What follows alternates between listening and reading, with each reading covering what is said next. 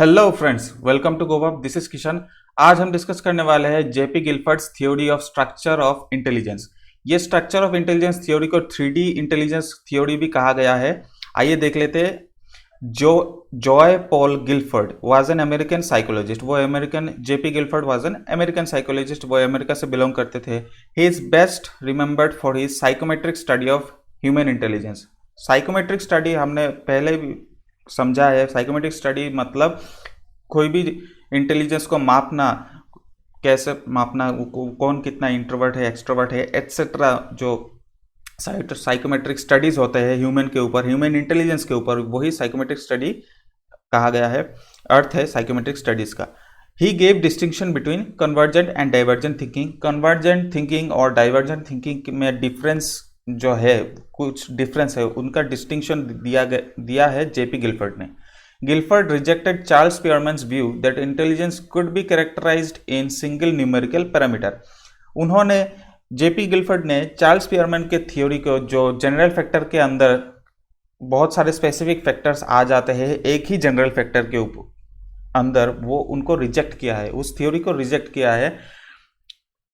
He proposed that 3 dimensions which were necessary for accurate description of intelligence, and these are, उनके हिसाब से 3 dimensions है जिसके ऊपर इंटेलिजेंस काम करता है। वो डायमेंशंस क्या क्या है?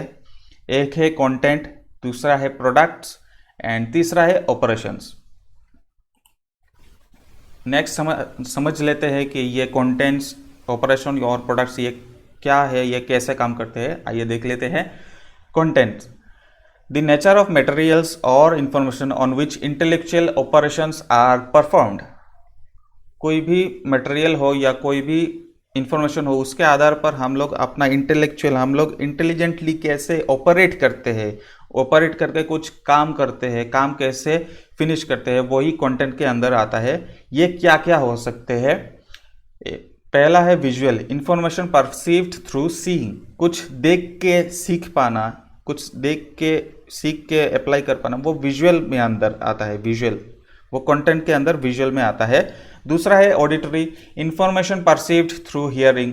जो भी इंफॉर्मेशन हो, नॉलेज हो, वो परसीव्ड होता है हमारे कानों के थ्रू। हम जो सुनते हैं वो ऑडिटरी इंफॉर्मेशन भी कहा जा सकता है।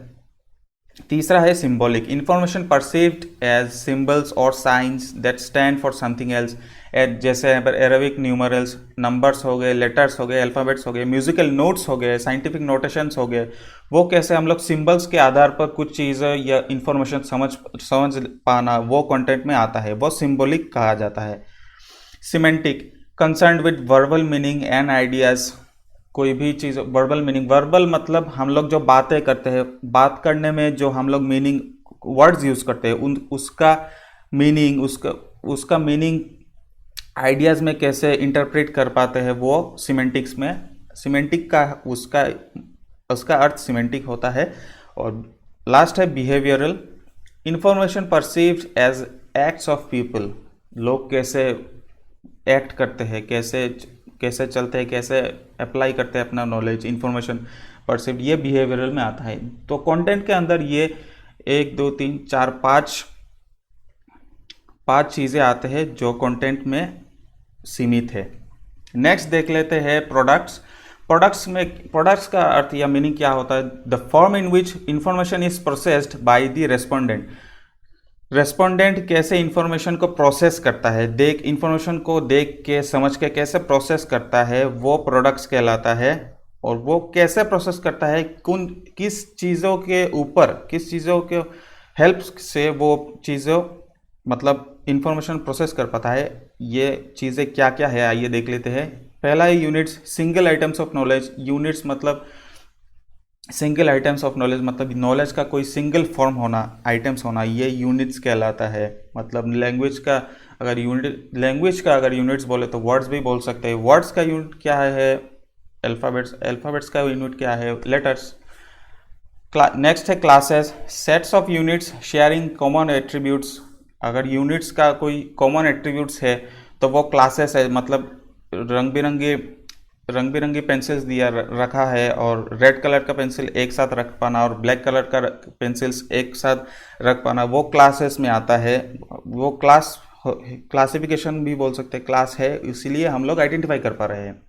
Relations, units linked as opposites और इन एसोसिएशंस, सीक्वेंसेस और एनालॉजीज। यूनिट्स के हेल्प के द्वारा हम लोग कुछ भी ऑपोजिट, कोई भी विपरीत चीज़ है या उसके एसोसिएशन में कुछ उसके काम आने वाले चीज़ों के समझ पाना, सीक्वेंस 1 2 3 4 ABCD एक सीक्वेंस में जाना, एनालॉजीज यूज़ करना, मेटाफर्स यूज़ कर पाना, ये रिलेशंस में आता है। नेक्स्ट है systems, multiple relations interrelated to comprise structure और नेटवर्क्स। एक से ज़्यादा रिलेशंस होना, उनको इंटर रिलेट, वो सब रिलेशंस इंटर रिलेट होना एक साथ, वो एक साथ बन के एक network banana, network of knowledge is called system. Next है ट्रांसफॉर्मेशंस, चेंजेस, पर्सपेक्टिव्स, कन्वर्शंस और म्यूटेशंस टू नॉलेज। कुछ चेंज होना, पर्सपेक्टिव्स देना, मतलब कोई भी चीज़ को कैसे देख पाते हैं, यूनिट किस चीज़ों के आधार पर किसी चीज़ को देखा जाता है, मापा जा सकता है, वो पर्सपेक्टिव दे पाना। कन्वर्जन कर पाना, कुछ भी चीज़ को चेंज कर पाना, मतलब चेंज का कन्वर्ट, एक ए है, ए को कैसे डी में कन्वर्ट कर पाना, ये सब चीज़ें बेसिक लेवल पे। और म्यूटेशंस टू नॉलेज, नॉलेज को कैसे रिफाइन किया जाता है, चेंज किया जाता है। अगर कोई भी नॉलेज हमने पहले सीखा है तो वो नॉलेज अगर गलत हो तो वो नॉलेज को कैसे रिफाइन करते हैं, वो ही ट्रांसफॉर्मेशंस है। लास्ट है इम्प्लीकेशंस। अब इम्प्लीकेशंस का मतलब क्या है, पहला ये समझ लेते हैं। प्रिडिक्शंस, इन्फरेंस, कॉन्सिक्वेंसेस और एंटीसिपेशंस ऑफ नॉलेज। प्रिडिक्ट कर पाना, इन्फरेंस देना, कॉन्सिक्वेंस कोई भी चीज़ का नेगेटिव इम्पैक्ट आना, एंटीसिपेट कोई भी नॉलेज का कैसे एंटीसिपेट करते हैं, एक नॉलेज आने के बाद दूसरा नॉलेज या इन्फॉर्मेशन कैसा हो सकता है, ये एंटीसिपेट कर पाना, यही इम्प्लीकेशंस है। ये एजुकेशनल इम्प्लीकेशंस भी आता है। हम लोग साइकोलॉजिस्ट के वेरियस टाइप्स ऑफ थ्योरीज जो दिया है, वो लोग इम्प्लीकेशन भी देते हैं, जो कैसे ये सब चीज़ें, ये सब थ्योरीज, ये सब कॉन्सेप्ट्स बच्चों को हेल्प कर पाएंगे, ये सब एजुकेशनल इम्प्लीकेशंस भी दिया जाता है, जिसके द्वारा टीचर्स ये सब समझते हैं और बच्चों के साथ अप्लाई करते हैं और बच्चों को पढ़ाई में हेल्प करते हैं। नेक्स्ट है operations. What the respondent does. Respondent information receive करने के बाद कोई भी इंसान कैसे रेस्पॉन्ड, क्या करता है, वही ऑपरेशंस में आता है। अब क्या क्या करता है वो देख लेते हैं। पहला है cognition, the ability to understand, comprehend, discover and became aware of information. कोई भी जो एक क्षमता होता है हम लोगों को अंडरस्टैंड करने की, समझने की और नए नए चीज़ों को डिस्कवर करने की, इजाद करने की एंड अवेयर होने के, हम लोग सतर्क रह के इंफॉर्मेशन एनालाइज करते हैं, समझते हैं और अप्लाई करते हैं, वो सब चीज़ें कॉग्निशन के अंडर में आता है।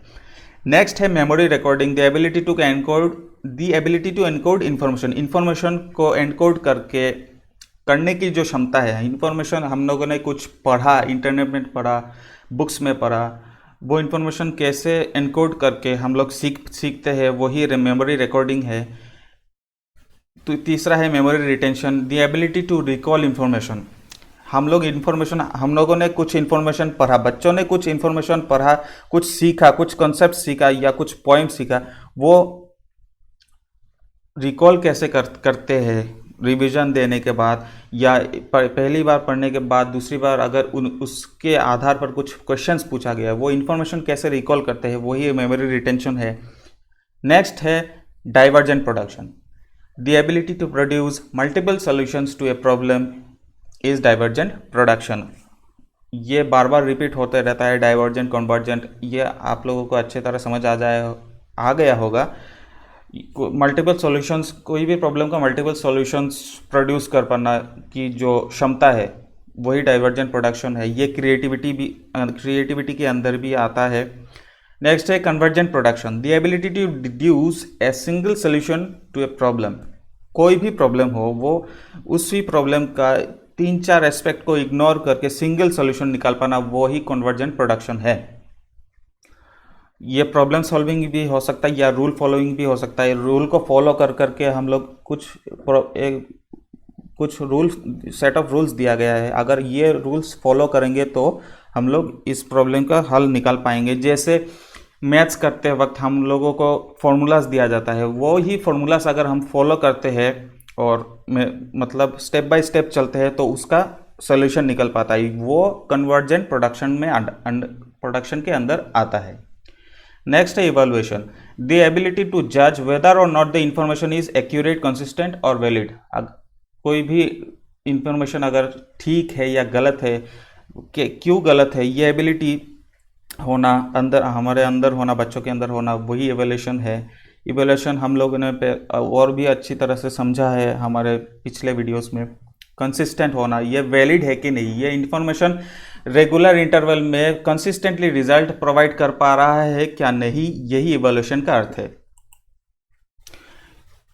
वो जो जेपी गिलफोर्ड ने जो 3 कंपोनेंट्स दिए थे, कंटेंट, प्रोडक्ट्स और ऑपरेशंस, उसका एक डायग्रामेटिक रिप्रेजेंटेशन यहाँ पर दिया गया है, आप लोग अच्छे से देख सकते हैं, ये आपको इजी होगा समझने में। डायमेंशंस दिया गया है। डायमेंशंस अगर हम लोग कैलकुलेट करें, पहले डायमेंशन में कंटेंट में 5 है, प्रोडक्ट्स में 6 है, ऑपरेशंस में 6 है, ये अगर हम लोग इंटू करते हैं तो 180 डायमेंशंस आता है। ये डायमेंशंस लास्ट अपडेट किया गया था 1988 में, उससे पहले 150 कंपोनेंट्स थे, उसके बाद 1988 में 30 और जोड़े गए और अभी टोटल 180 कंपोनेंट्स है।